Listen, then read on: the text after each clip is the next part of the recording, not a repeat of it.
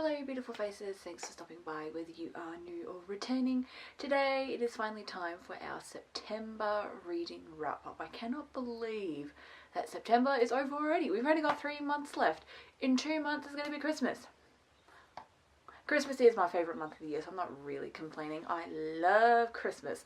But the year has gone by so quickly, and now we're chatting about the books that we read in September.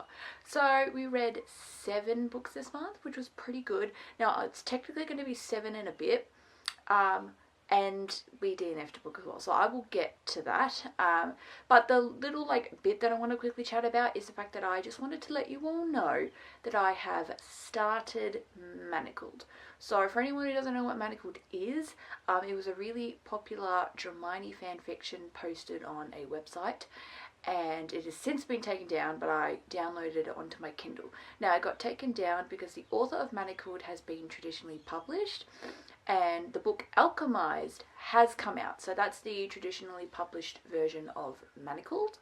You know, getting rid of all the Hermione stuff, getting rid of all of the Harry Potter references. So apparently the plot's the same, but the world building and the magic system is all different, because otherwise she'd be sued for copying Harry Potter, of course. So I have started that. It says on my Kindle that I'm 13% of the way in. So that's really exciting. I am really enjoying myself so far, and I'll give you updates as I go along, but so far I am 13% of the way into Manacled. Now, as for the 7 books that I read this month, 2 of them were young adult, which I'm going to get into that because I'm not somebody that usually reads young adult, yet I am very excited to talk about that when I get to it. 2 of them were regular romance. One was a dystopian, romantic-y sort of thing. One was a dark romance. And one book, the first book I'm going to talk about because it is the first book I read this month, is a book where I don't even know what genre it would come under. So let's just jump right into it and start with that one, considering it is the first book that I read this month. This is one of my most prized possessions that I own. This is The Bastards Volume 1 by Emerson Barrett. Now, for those who might be living under a rock, Emerson Barrett is the guy that wrote this, but he is also the drummer for the band Palais Royale. Now, Palais Royale have recently, in the past couple of months, become my new all-time favourite band. I had a different band that was always my favourite, but Palais Royale have taken over, and now the other band's my second favourite. I've only been a soldier of the Royal Council for about 3 months now, so quite recently new to the Palais game, but I absolutely love them, and I knew I wanted to read this book because Emerson wrote this book. He is planning to come out with a volume 2 and 3, because at the end of this it does say to be continued, so I know there plans to be a volume 2 and 3 at some point. I just don't know when 2 and 3 are coming, if 2 and 3 are already out. I had to actually get this first volume second hand because this was available on the Palais Royale website, but it's not anymore.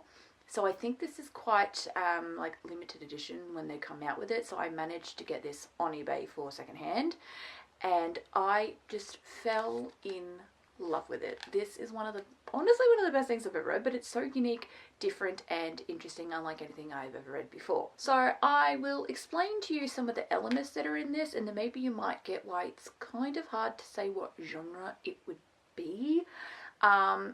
I want to say that there are some fantasy elements, but not in a traditional sense, just in a sense of that Emerson Barrett has created his own world.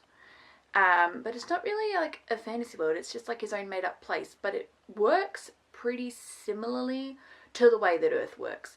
There isn't magical powers or mythical creatures and things like that. It's just the fact that his world is made up, it's not a real place.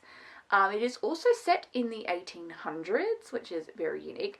It's also half a novel, half a graphic novel, because he did collaborate with Exo Billy for this. So I'll show you some of the pages. So for example, in the beginning, it's if you saw what that was, it's very graphic novel pictures, and then there'll be some text when they're speaking and things like that. But if I skip to a different page, you can see it is just all entirely text. So that's why it's half a graphic novel, half a real novel. So this actually follows the characters who are Palais Royale. So he's basically written about himself. So himself and the two other members, Remington and Sebastian, they're the characters of this. He does have a couple of made up characters as well that help the story go along. It's like they go to this town, but there are some like creepy people there. Emerson almost dies. Sebastian also almost dies. Two very different ways that they almost die. Remy's like trying to sell bodies to make money because they're really poor. They are like shunned and looked down on because they're covered in tattoos and things. Like they have more of an alternative look, but no one else really has an alternative look. They have a pet horse and things. It's like really cool, and it's like brotherly dynamics. They love each other so much in this book. It's just the cutest and one of the sweetest things I've read. It's so interesting and different. Like there isn't like this, it's not romance and things. It's very different from what I usually read, which is like romance and things. But I wasn't not gonna, because if I thought I wasn't gonna like it, I wouldn't have even bought it. But I just knew that it was going to be different and I didn't know what to expect. I loved it more than I thought I would, because originally I was like, you know, oh, something Palais Royale related, and I absolutely love them and I love reading, so I'll give it a go. But then I just fell in love with it. I was like, wait, this is really good and I want to read volume 2 and 3. I don't know when they're coming, but I would love to continue on because I thought that this was absolutely awesome. I've spent the first 10 minutes just yapping on about this, but it was just so good. It was unlike anything. It was so, so good. Emerson deserves all the props. He drew it all himself because he loves like drawing and stuff in his free time. So when he's not doing stuff for the band that he's in, he's drawing and stuff. But I heard in an interview, supposedly he's in charge of all like the merchandise and stuff. I know, so art's kind of also his job in a way. But he wanted to do this so that people could get more into the world of Palais Royale. And just, yeah, Emerson gets all the props. This is absolutely beautiful. Next, I read a book that was lent to me by a friend. This one, I'm covering up the half-naked men because I don't know how YouTube feels about those sorts of book covers. It's called Fake It Till You Make Out. Really small, tiny little book. I was basically chatting with my friend and telling her that I would love to read some more MM this year. In 2024, I only read 2 books and I thought that was a bit of a crime. Wanted to read some more this year, and so she was like, well, why don't you read this? And so I read this and I actually really enjoyed this. I found out that this is the first book in a 9-book series, but they're all like similar length, so I definitely want to continue on to read more in the series and not have to worry about how thick they are, because they're not. They're like 200 and something pages. I think this one got to exactly, did this one get to exactly 300? No, so this is actually only 190, so it's like just under 200 pages. This is just a really cute, adorable story about this one guy who starts fake dating his gay best friend, and then they fall in love. And yep, I love me some fake dating. This is just a cute little story if you're into if you're into big gigantic families, because one of the characters is one of 11 children. That's 9 books, so they all get like their book, you know what I mean? This was just really cute, really adorable. It was a quick and easy read. Didn't really have to think much about it. Contemporary, cute.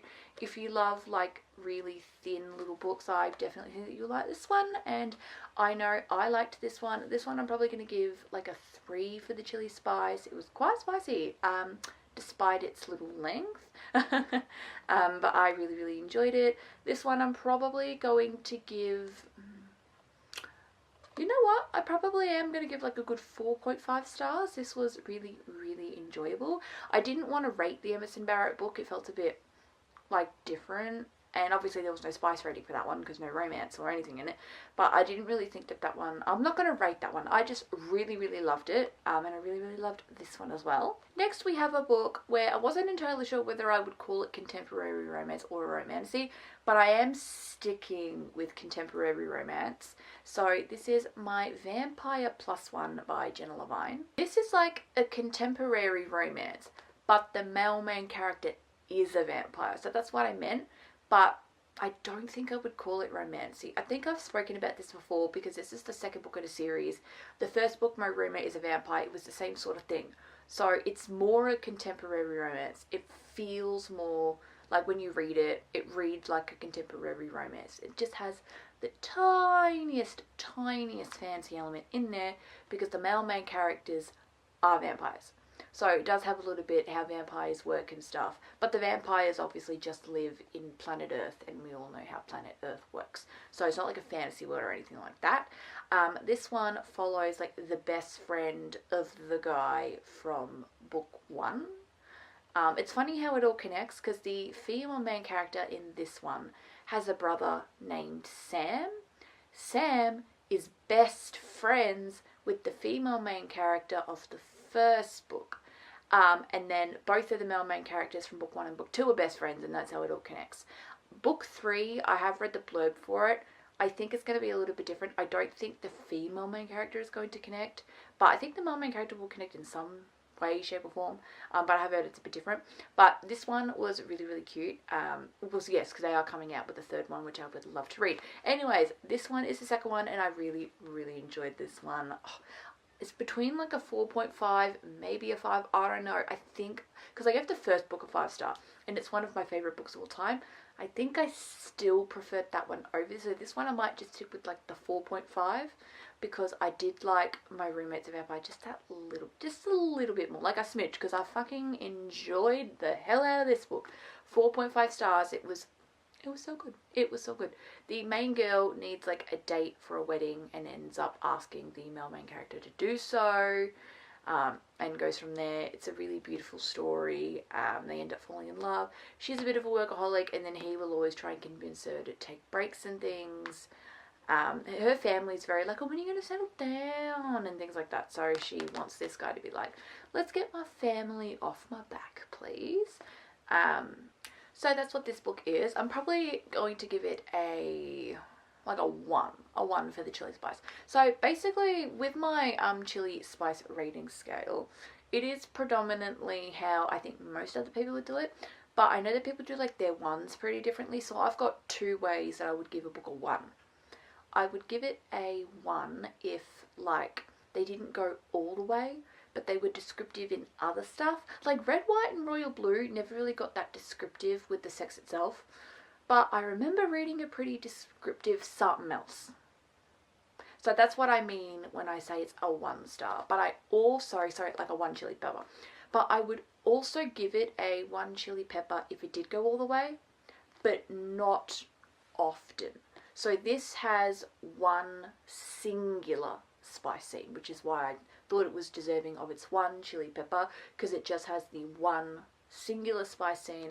And if spice is not your thing, you can like skip a couple of pages. It's not going to ruin the plot for you or anything like that. This is quite low on the spice scale. So that's kind of how I would rate that. And then 2 and above is it is always that they would go all the way, and more frequent in how often it happens in the book. That is my chili rating scale.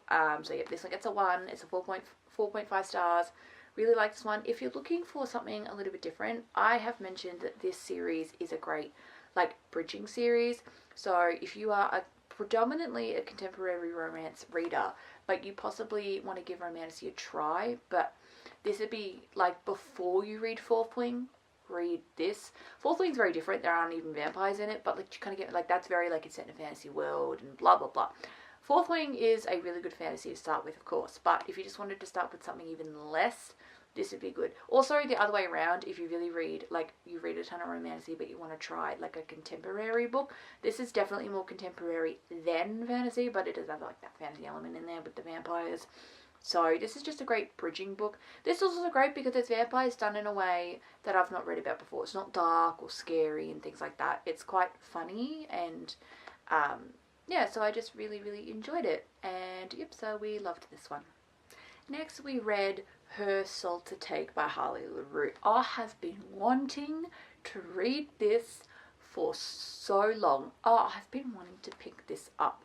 I can't even tell you how long I've been wanting to pick this up for, because last year I read the other books by her, the Losers duo. Love, love, love, love, love that duo. So I knew that this was going to be next eventually, and it got to where I was like, I literally want to read nothing else except for Her Soul to Take.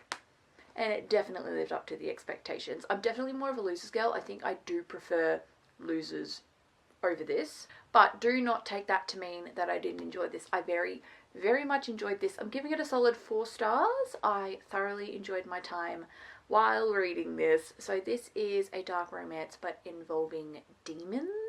That's kind of like what this is. And also the female main character is really into paranormal stuff anyway, so that adds an element, like she's kind of into it a little bit. And there's also like death cults. It's like this whole thing. Now, I don't remember what I was just saying, as my camera's actually just died, so I had to go away for about 20 minutes, let it charge a little bit so I can finish the rest of this. I think I was telling you about the plot a little bit, but yes, this gets a 4 stars.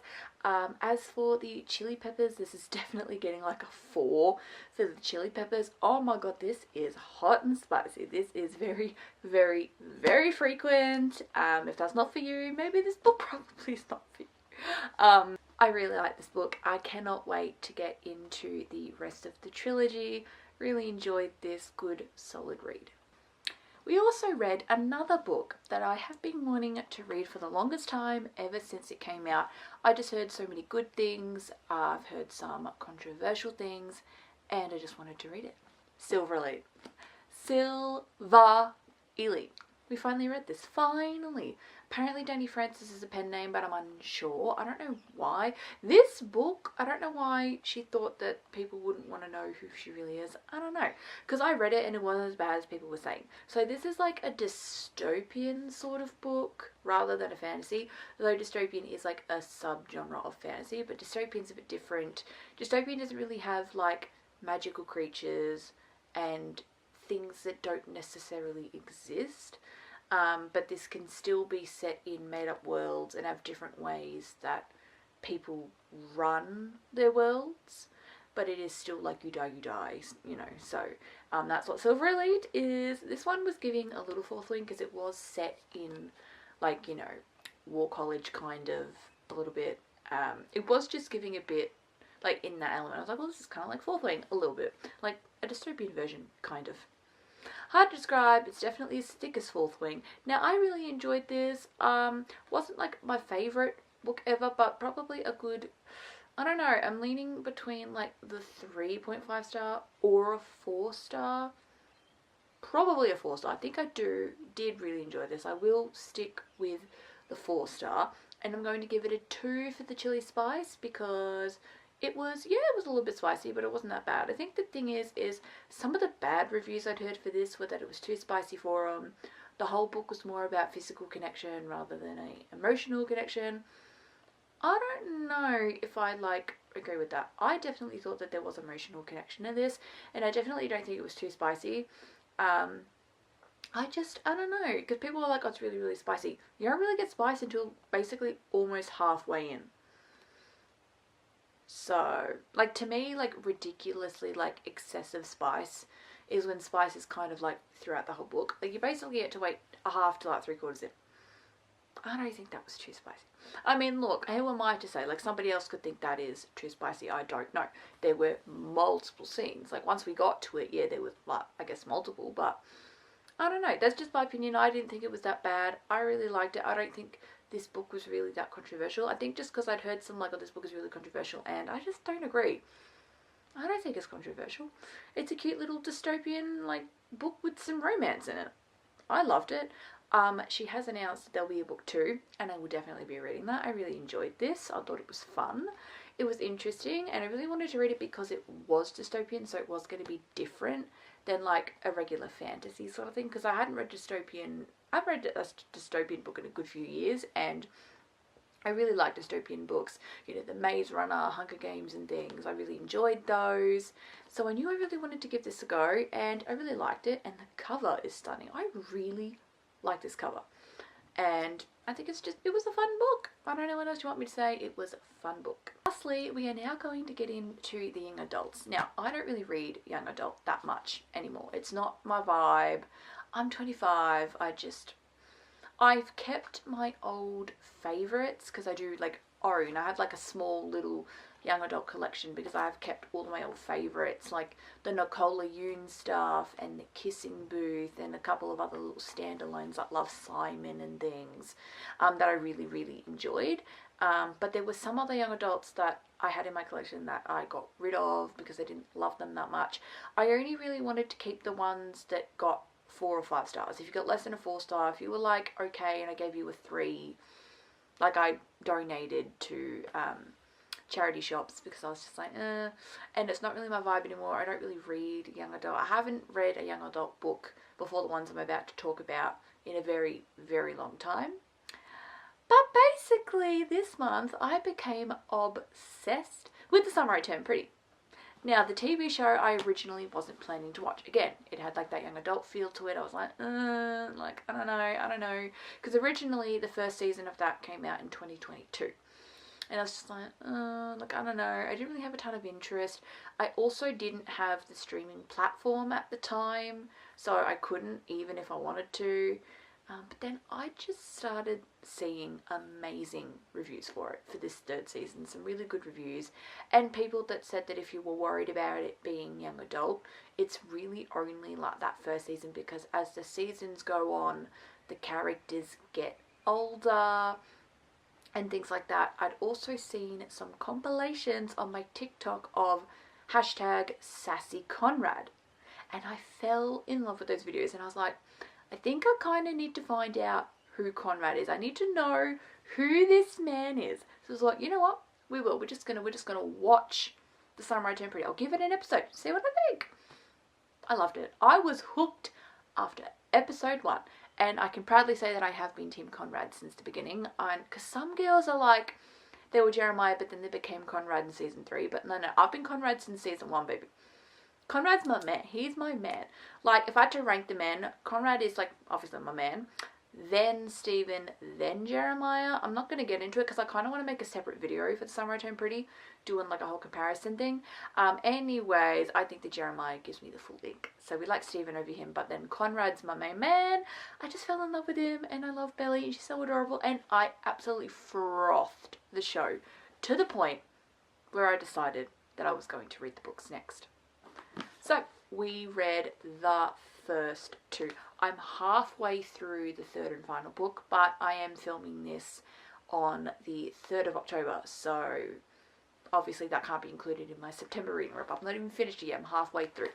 But these are the first 2 books to The Summer I Turned Pretty. These are the TV show tie-in covers. I think they are prettier than the other ones, especially the Australian covers, because the American covers aren't actually half bad. I still prefer the TV show tie-in covers. These are the best covers, which I never thought I would say. Usually the TV show tie-in covers are not that great. These ones are fucking stunning, minus the Prime Video stickers, of course.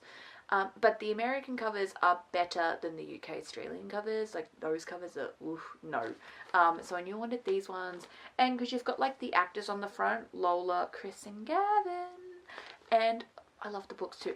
This is one of the instances where I think I still preferred the show, but I thoroughly enjoyed these books. These were the 5 stars of the month. I frothed both of these. 5 stars. Oh, I just fell in love. I did not think that I was going to fall in love with Summer Temper as much as I did. I didn't think, because like I said, I didn't think it was going to be for me, but then I just thought, you know what?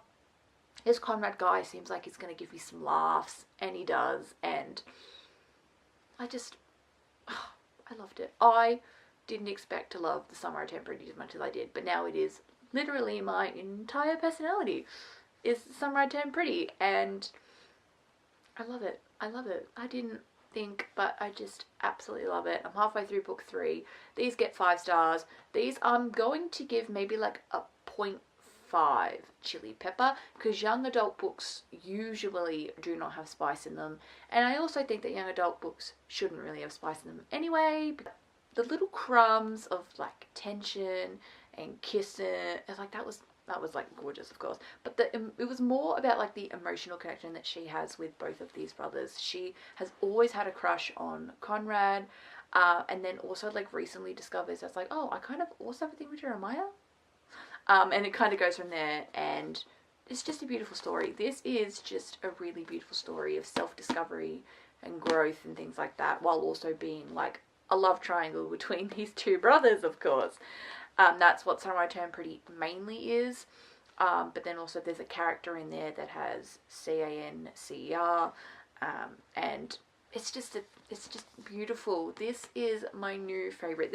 I'm calling it my new favorite, like, young adult series. My all-time favorite young adult series used to be The Kissing Booth, but I think this takes the cake, and Kissing Booth is now like runner-up spot, because I still love The Kissing Booth, but I think Summer Turned Pretty is like my number one young adult book series now.